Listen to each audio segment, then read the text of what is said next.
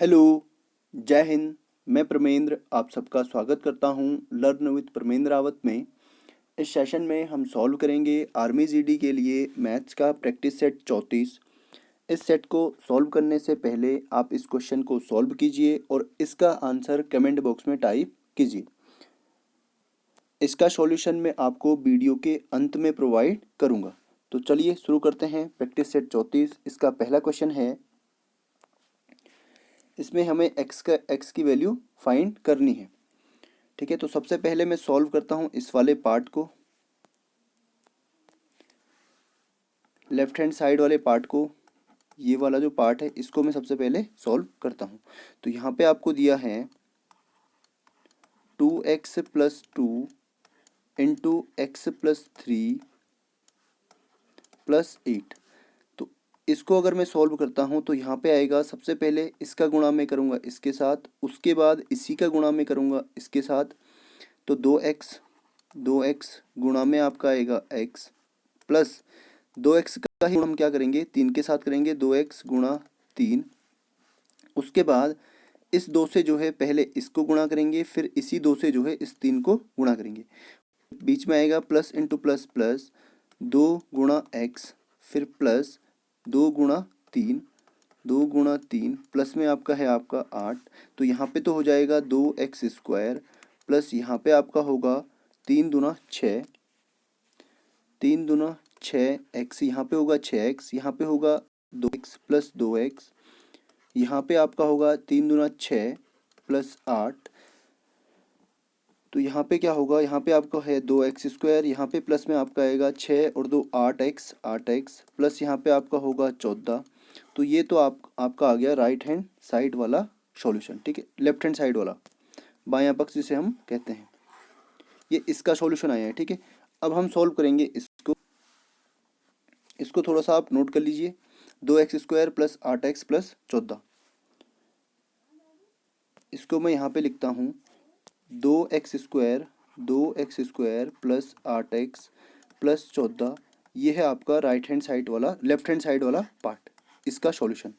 उसके बाद हम फाइंड करेंगे इसका solution 2x plus 1 right hand side का इंटू x प्लस 5।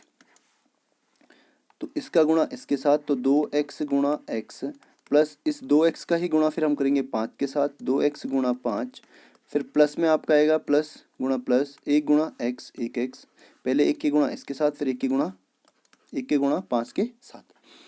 तो इसका सॉल्यूशन क्या आएगा, 2x² प्लस 5 दूना 10x प्लस x प्लस 5। तो यहाँ पे आपका हो जाएगा 2x² plus 11x, 2x² plus 11x plus 5। तो ये हो गया आपका राइट हैंड साइड वाला सॉल्यूशन। तो मैं यहाँ पे लिखता हूँ, एक बार इसको आप याद कर लीजिए या फिर इसको नोट कर लीजिए। तो चलिए मैं इसको यहाँ पे लिखता हूँ, क्या है आपका 2x² प्लस 8x प्लस 14 बराबर में आपका आएगा 2x² प्लस 11x प्लस 5। तो बराबर के इधर आपका आएगा 2x² प्लस 11x प्लस 5, और यहाँ पे आपका बचा है 2x² प्लस 8x प्लस 14। तो इसका सॉल्यूशन ये है और इसका सॉल्यूशन जो है राइट हैंड साइड का सॉल्यूशन ये है। अब इनको हम पक्षांतर करते हैं, इसको यहाँ लेके जाएंगे तो ये होगा 2x² माइनस 2x²। इस 8x को जो है वहाँ लेके चलते हैं, तो यहाँ पे होगा बराबर में 11x प्लस 5, यहाँ आपका बचा है प्लस 14। इस 8x को हम उधर लेके जाएंगे तो यहाँ बचेगा आपका माइनस 8x, यहाँ प्लस का था यहाँ जाएगा तो माइनस का, ये 2x² यहाँ पे प्लस का था यहाँ है तो माइनस का। 2x² में से 2x² घटाएंगे तो क्या आएगा 0, तो 0 प्लस 14 बराबर आपका होगा 11x में से 8x माइनस करेंगे तो यहाँ पे बचेगा आपका 3x प्लस यहाँ पे है 5। तो 3x बराबर आपका होगा 14 माइनस 5। इस 5 को भी हमने क्या किया, पक्षांतर कर दिया।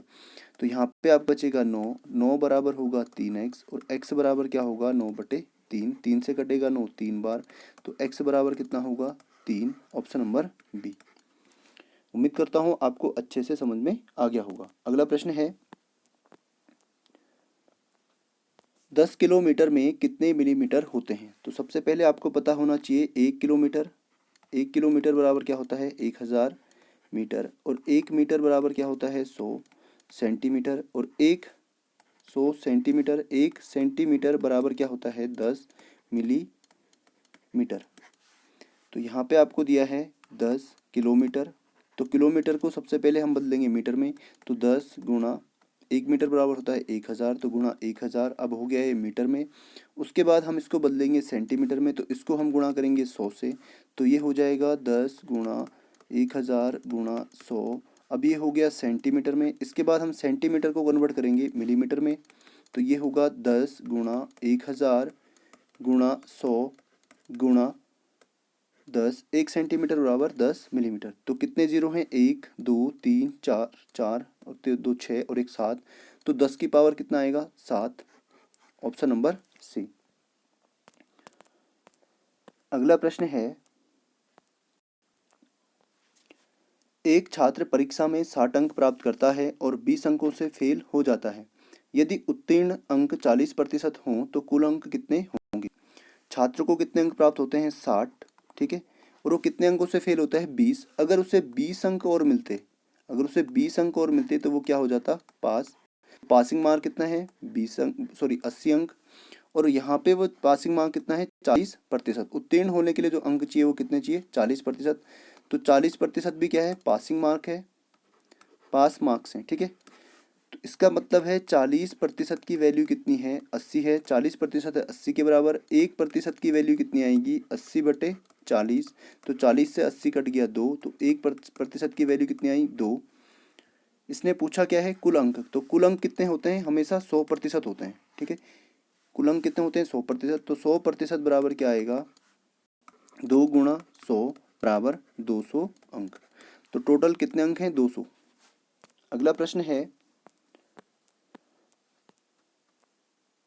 इनका मध्यानुपाती आपको ज्ञात करना है। तो इनका मध्यानुपाती आप मान लीजिए x। तो जब भी आपके पास ऐसा क्वेश्चन आता है आपको क्या करना है, मध्यानुपाती अगर आपको पूछा है तो 4 के बट्टे में आप लिखेंगे x, बराबर में आप लिखेंगे इसी x को लिखेंगे ऊपर, बट्टे में आप लिखेंगे जो लास्ट में है, ठीक है 16। तो इसको बोलते हैं मध्यानुपाती, ठीक है x को। तो इसको अगर हम सॉल्व करेंगे तो ये होगा 4 गुणा 16, इसको हमने क्रॉस मल्टीप्लाई कर दिया 16 का गुणा 4 के साथ और x का गुणा x के साथ बराबर x का स्क्वायर। x का गुणा x के साथ करेंगे तो क्या होगा x स्क्वायर। तो x स्क्वायर बराबर क्या होगा 4 गुणा 16, तो x बराबर क्या होगा अंडर रूट 4 गुणा 16। यहाँ से हमने रूट हटा दिया है, ठीक है, सॉरी यहाँ से हमने स्क्वायर हटाया तो यहाँ क्या लग जाएगा रूट। तो 4 का रूट होता है 2 और 16 का रूट होता है 4, तो क्या होगा 4 दूना 8। इनका मध्यानुपाती क्या होगा 8। अगला प्रश्न है, इसको आपको सॉल्व करना है। सबसे पहले आप ऑप्शन की ओर ध्यान दीजिएगा। ऑप्शन में जो है एक ही अमाउंट दे रखी है 896, लगभग 896 दे रखा है, ठीक है। कहीं पे दशमलव के अंक ज़्यादा हैं, दशमलव के बाद ज़्यादा अंक हैं, और कहीं पे कम अंक है। तो आपको केवल यहाँ पे दशमलव के अंक गिनने, दशमलव के बाद जो अंक हैं वो आपको गिनने हैं 1 2 3, यहाँ पे 1 2 3 4, तो 4 और 3 7, कितने अंक है टोटल 7। तो ऑप्शन में भी कितने अंक होने चाहिए 7, तो 1 2 3 4 5 6 और 7। तो ऑप्शन नंबर ए इसका बिल्कुल सही होगा, क्योंकि यहाँ पे जो अमाउंट है वो सेम है, सभी ऑप्शंस में जो आंसर है वो सेम है, बस दशमलव का इसमें फर्क है। चलिए अगले क्वेश्चन की ओर।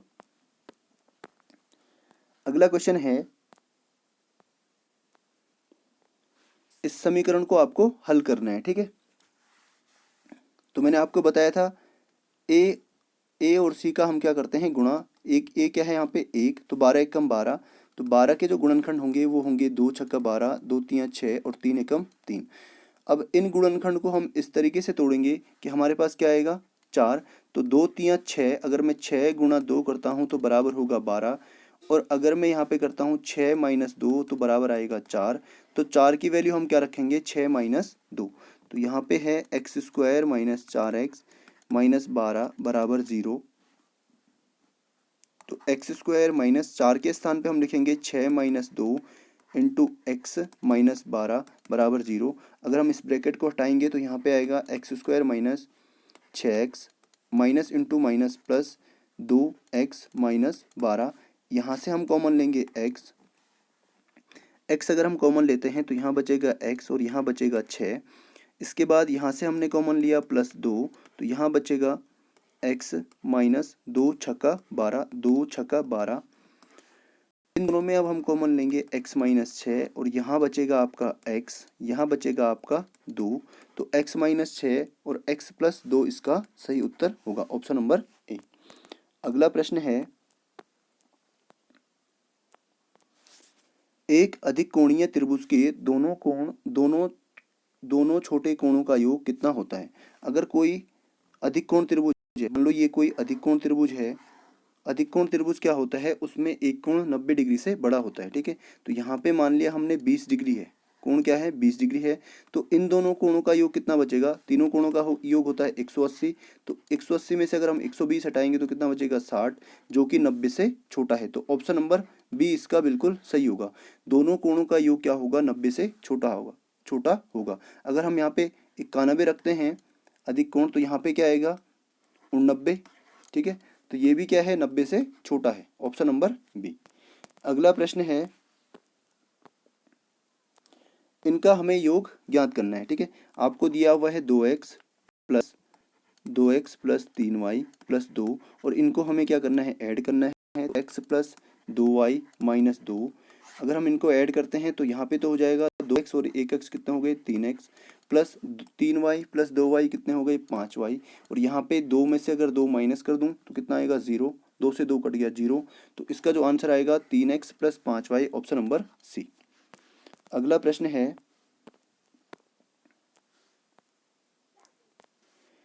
एक पिता अपने पुत्र से 20 वर्ष बड़ा है, 5 वर्ष बाद पिता की आयु पुत्र की आयु से दुगुनी हो जाएगी, तो पिता और पुत्र की वर्तमान आयु क्या होगी।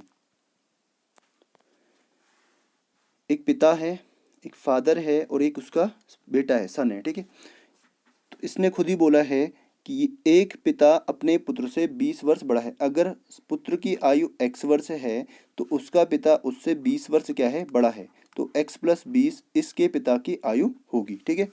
उसके 5 वर्ष बाद उनकी आयु का 5 वर्ष बाद पिता की आयु, अब इसमें हम 5 वर्ष ऐड करते हैं, ये तो हो गई इनकी वर्तमान आयु, ठीक है। अब यहाँ पे हम लिखेंगे 5 वर्ष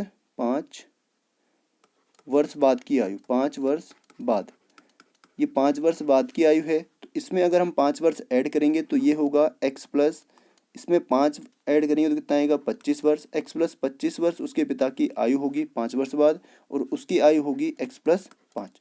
अब इसके बाद उसने कहा है 5 वर्ष बाद की आयु पुत्र की आयु से दुगुनी हो जाएगी, उसके जो पुत्र की आयु है उससे दुगुनी हो जाएगी उसकी आयु, ठीक है, अकॉर्डिंग टू क्वेश्चन।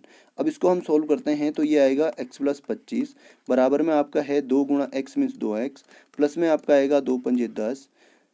इसको अगर हम पक्षांतर करते हैं तो 25 माइनस यहाँ पे आएगा 10 बराबर में होगा 2x माइनस x, क्योंकि यहाँ पे 2x बड़ा था इसलिए हम x को यहाँ लेके गए, ठीक है। तो यहाँ आपका बचेगा x, यहाँ आपका बचेगा 15। तो जो x किसकी आयु है उसके बेटे की, तो उसके बेटे की आयु कितनी आएगी 15, जो कि 2 ऑप्शन में है, पहले बी और डी में। तो आगे हमें और भी सॉल्व करना पड़ेगा। तो वर्तमान आयु हमें पूछी है, तो इसके पिता की आयु कितनी है x प्लस 20, x की वैल्यू है 15, 15 प्लस 20 बराबर कितना होगा 35। तो उसके पिता की जो उम्र होगी वो कितनी होगी 35 वर्ष। तो ऑप्शन डी इसका बिल्कुल सही है। अगला प्रश्न है,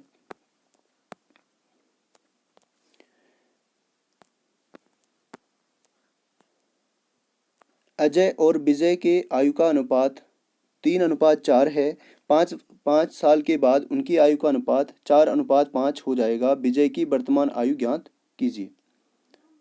अब इसने है अजय और विजय की जो आयु का अनुपात है 3 और 4 है। इसको हम लिख सकते हैं 3x, इसको हम लिख सकते हैं 4x। तो उनकी जो आयु है वो कितनी है 3x और 4x वर्तमान आयु, ठीक है। तो यहाँ पे इस अनुपात को हम लिख सकते हैं फ्रैक्शन में, तो 3x बटे 4x, इनकी जो वर्तमान आयु है वो उनका अनुपात क्या है 3x बटे 4x। उसके बाद 5 साल के बाद, इसका मतलब 5 साल इसमें और ऐड करेंगे, इसमें भी हम 5 साल और ऐड करेंगे। 5 साल बाद उनकी आयु का अनुपात कितना होगा 4:5। तो बराबर में हम लिखेंगे 4/5। अब इसको हम करते हैं क्रॉस मल्टीप्लाई, 5 का गुणा करेंगे यहाँ पे और इस पूरी समीकरण का गुणा करेंगे यहाँ पे। तो 5 गुणा में आपका आएगा 3x प्लस 5 बराबर होगा 4 गुणा 4x प्लस 5। इसके बाद आगे सॉल्व करेंगे तो 5 से इन दोनों को क्या करेंगे, गुणा करेंगे, ठीक है, दोनों पदों को। 5 तियाँ 15x प्लस 5 पंजे 25 बराबर में आपका आएगा 4 से इन दोनों को गुणा करेंगे, पहले इसको फिर इसको, तो 4 चौको 16x प्लस 4 पंजे 20। तो इस 15x को हम लेके जाएंगे यहाँ पे और इस 20 को लेके आएंगे इधर, ठीक है। तो 25 माइनस 20 यहाँ पे प्लस का था, यहाँ जाएगा माइनस, बराबर 16x x माइनस 15x। तो यहाँ बचेगा 16 में से 15 गया कितना बचा x, यहाँ बचेगा आपका 25 में से 20 गया 5। तो x की वैल्यू कितनी आ गई 5। तो उनकी जो वर्तमान आयु है वो उनको उनकी आयु पूछी है।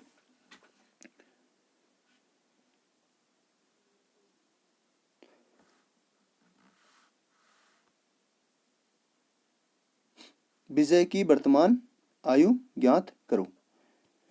तो विजय की वर्तमान आयु क्या होगी, विजय की वर्तमान आयु होगी 4 तियाँ 12। विजय कौन है, ये 4x वाला, सॉरी 4, विजय की आयु कितनी है 4x और x की वैल्यू कितनी आई है 5। तो 4 गुणा 5 बराबर कितना होगा 20 वर्ष, ठीक है। ऑप्शन नंबर इसका है ऑप्शन नंबर बी। अगला प्रश्न है,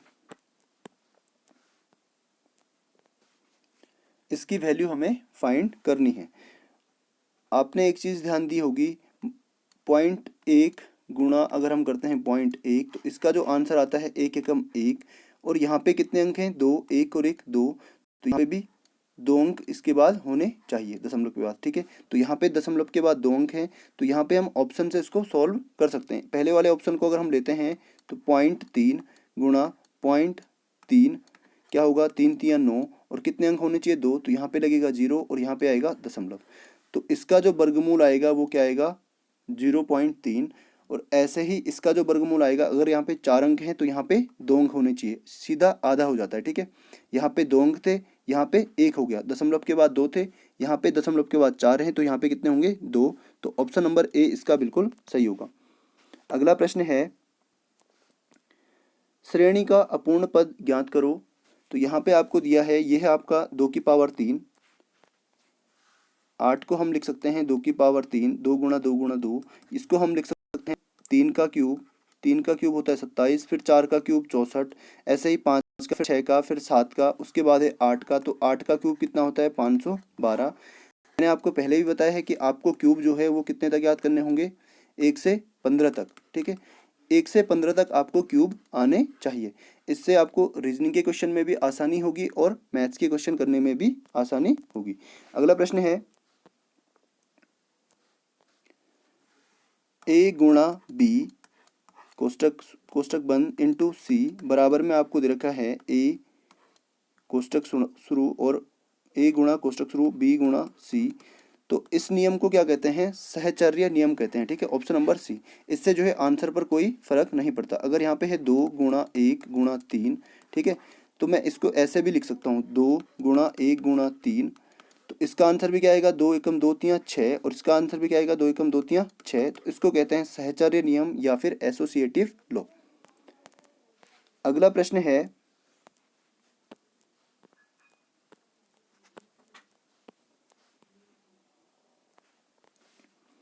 एक संख्या का एक वर्ग अंक के साथ समाप्त नहीं हो सकता। किसी संख्या का वर्ग जो है किस अंक के साथ समाप्त नहीं हो सकता।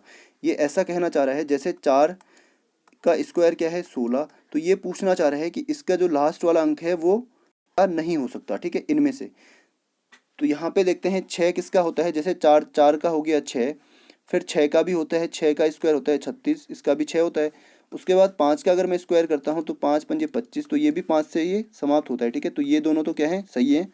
उसके बाद 4, तो 2 का स्क्वायर क्या होता है 4, इसका मतलब ये 4 भी क्या है सही है। तो 3 जो है किसी भी स्क्वायर के इकाई का अंक नहीं होता, ठीक है, ऑप्शन नंबर डी इसका बिल्कुल सही होगा। अगला प्रश्न है, 9 व्यक्ति किसी काम को 25 दिनों में पूरा करते हैं, उस काम को यदि 15 व्यक्ति करें तो काम कितने दिन में पूरा होगा। तो एक फॉर्मूला था m1 इंटू d1 बराबर m2 इंटू d2। तो m1 कितना है 9 और d1 कितना है 25 बराबर होगा आपका m2 कितना है कितने व्यक्ति हैं 15 और D2 कितना होगा, D2 हमें फाइंड करना है। तो 9 गुणा 25, इस 15 को हम करेंगे पक्षांतर, तो 15 यहाँ पे गुणा में है तो यहाँ जाएगा भाग में, बराबर D2। 5 से कट गया 15 3 बार, 5 से कट गया 25 5 बार, 3 से कट गया 9 3 बार, तो 5 तियाँ 15, तो 15 दिनों में करेंगे। ठीक है, 15 व्यक्ति इस काम को कितने दिनों में करेंगे, 15 दिनों में। अब करते हैं वो वाला क्वेश्चन जो मैंने आपको शुरू में दिया था। आपने ये क्वेश्चन सॉल्व कर लिया होगा और कमेंट भी आप कर रहे होंगे। ठीक है, तो मुझे लगता है कई लोगों का इसका जो आंसर आया होगा, उनका आंसर आया होगा 1,20,000। ठीक है, जिन लोगों ने क्वेश्चन को ध्यान से पढ़ा होगा उनका आंसर आएगा ऑप्शन नंबर बी। तो चलिए इसको सॉल्व हम करते हैं। यहाँ पे आपको दिया है ए बी और सी का जो अनुपात है मासिक वेतन का, वो है 2:3:5।